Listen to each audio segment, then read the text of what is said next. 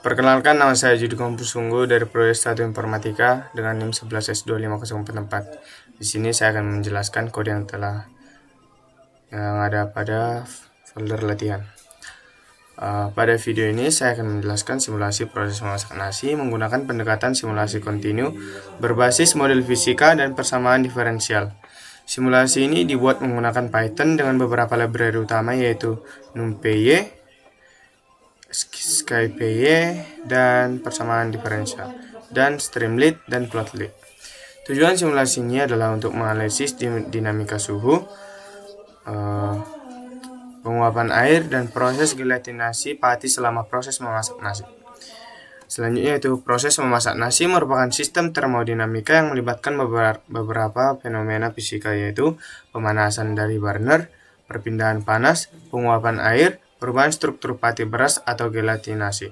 Ketika panas diberikan ke panci, energi panas akan meningkatkan suhu campuran air dan beras. Ketika suhu mencapai titik tertentu, terjadi gelatinasi pati, yaitu proses di mana butiran pati menyerap air dan mengembang sehingga nasi menjadi matang. Pada simulasi ini digunakan beberapa parameter sistem yang didefinisikan dalam kelas cooking config, yaitu berisi massa dari berasnya, yaitu 10 kg, selanjutnya yaitu massa dari air, yaitu 15 kg, dan selanjutnya yaitu massa dari pancinya, yaitu 5 kg. Selanjutnya adanya parameter suhu, yang dimana pertama yaitu suhu awalnya adalah 25 derajat Celcius, dan juga suhu akhir atau suhu targetnya adalah 100 derajat Celcius, dan suhu lingkungan yaitu 25 derajat Celcius. Selanjutnya itu parameter gelatinasi. Mulai gelatinasi pada suhu 60 derajat Celcius dan gelatinasi akan berhenti pada suhu 80 derajat Celcius dan waktu gelatinasi sekitar 15 menit. Selanjutnya itu parameter peralatan yaitu daya burner atau kekuatan pembakar yaitu 3000 watt dan juga luas permukaan panci yaitu 0,5 meter persegi atau meter kuadrat. Selanjutnya itu parameter simulasi dijalankan selama 60 menit untuk langkah waktu 1 detik. Di sini terbagi beberapa model. Yang pertama itu model fisika, sistem didasarkan pada hukum konversian energi. Perubahan suhu sistem dihitung dari keseimbangan energi Qnet sama dengan Qin kurang kilos, di mana Qin adalah panas dari burner, kilos adalah panas yang hilang di lingkungan. Perubahan suhu kemudian dihitung dengan persamaan Qnet per Cf. Selanjutnya itu kapasitas panas sistem. Dalam kode kapasitas panas efektif dihitung dengan mempertimbangkan kapasitas panas air, kapasitas panas beras, dan kapasitas panas panci. Nilai yang digunakan yaitu kapasitas panas air 4186 Joule per kilogram derajat Celcius. Kapasitas panas beras yaitu 2000 Joule per kilogram derajat Celcius dan kapasitas panas panci yaitu 5000 kilogram per Joule per kilogram derajat Celcius. Dengan demikian sistem perhitungan kontribusi termal dari seluruh komponen. Selanjutnya itu simulasi ini menggunakan sistem 3 persamaan diferensial. Variabel keadaan sistem adalah suhu. Variabel keadaan sistem adalah suhu, massa air, dan tingkat gelatinasi yaitu G.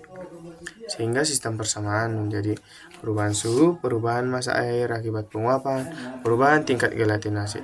Persamaan ini kemudian diselesaikan menggunakan solver numerik SolEV dengan metode Runge-Kutta RK45. SolveIVP.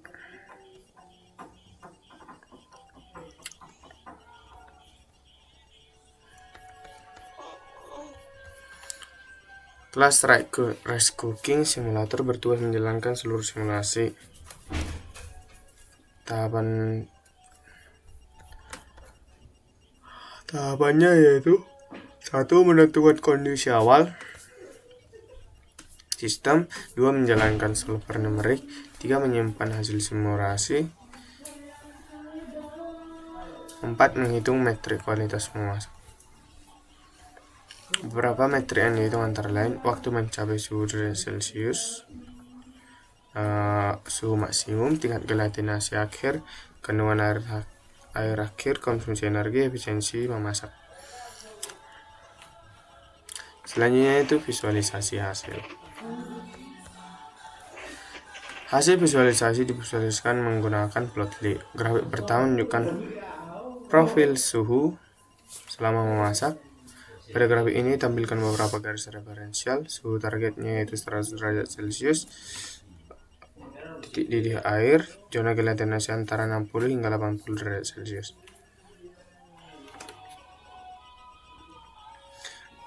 Visualisasi kedua menampilkan beberapa metrik kualitas memasak.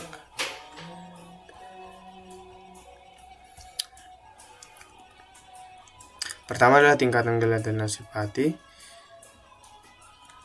Nilai gelatinasi mendekati 100%. Menunjukkan hasil matang dengan baik. Grafik kedua menunjukkan kandungan air selama memasak. Dari hasil simulasi dapat diamati beberapa fase memasak. Fase pertama adalah pemanasan awal ketika suhu masih di bawah 60 derajat Celcius. Fase kedua adalah gelatinasi yang terjadi di rentan suhu 60 hingga 80 derajat Celcius. Pada fase ini beras menyerap air dan mulai mengembang. Fase berikutnya adalah pendidihan ketika suhu mendekati 100 derajat Celcius dan terjadi penguapan air secara signifikan. Setelah gelatinasi selesai dan sebagian air menguap, nasi dianggap matang. Aplikasi ini juga menyediakan fitur analisis sensitivitas parameter. Analisis ini digunakan untuk melihat bagaimana perubahan parameter mempengaruhi hasil memasak. Parameter yang dapat dianalisis antara lain daya burner, massa air, massa beras, dan suhu awal. Dengan menjalankan beberapa simulasi dengan nilai parameter berbeda, sistem dapat membandingkan pengaruh parameter terhadap waktu memasak, tingkat gelatinasi, konsumsi energi, dan efisiensi memasak. Hasil simulasi menunjukkan bahwa parameter seperti daya burner dan rasio air terhadap beras sangat mempengaruhi kualitas memasak. Daya burner yang lebih tinggi mempercepat kenaikan suhu, sehingga waktu memasak menjadi lebih singkat. Namun daya yang terlalu besar juga dapat menyebabkan kehilangan energi yang lebih besar. Sementara itu, rasio air terlalu rendah dapat menyebabkan nasi menjadi terlalu kering. Kesimpulan dari simulasi ini adalah bahwa model kontinu menggunakan persamaan diferensial mampu menggambarkan proses memasak nasi secara realistis. Simulasi ini menunjukkan bahwa kualitas nasi dipengaruhi oleh beberapa faktor utama, yaitu suhu, kandungan air, dan proses gelatinasi pati. Dengan menggunakan simulasi ini, kita dapat menganalisis pengaruh parameter proses seperti daya burner, jumlah air, dan suhu awal terhadap hasil memasak. Pendekatan ini dapat digunakan sebagai alat bantu untuk memahami proses termodinamika dalam sistem memasak, serta untuk mengoptimalkan parameter proses agar menghasilkan kualitas nasi yang lebih baik.